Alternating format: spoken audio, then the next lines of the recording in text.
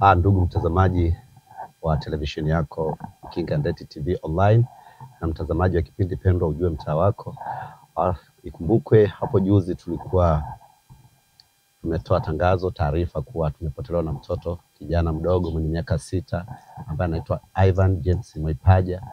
Alitoweka saa 3 za usiku siku ya Jumatatu.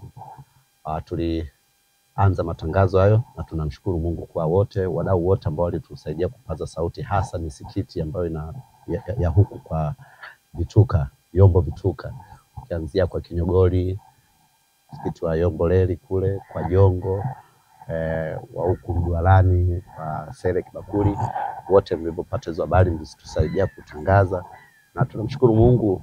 Katika utangazaji tulifanikiwa kuongea na dada wa taifa Mange Kimambi, naye akaiposti hiyo issue. Mpaka sasa hivi mtoto amepatikana, lakini pia pongezi na shukrani kubwa tuzipeleke kwa jeshi la polisi, kituo cha polisi pale Stakishari, ambao ndio waliompata yule mtoto kuanzia saa 8 na wakakaa naye mpaka jana saa 11 tulipofanikiwa kumpata. Mtoto yuko safi na salama na anaendelea vizuri.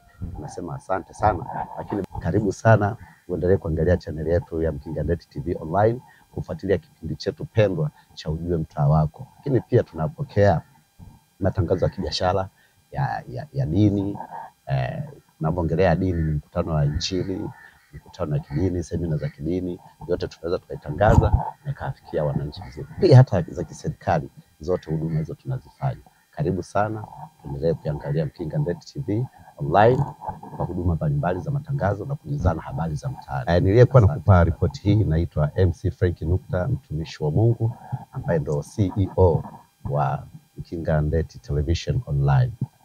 Asante.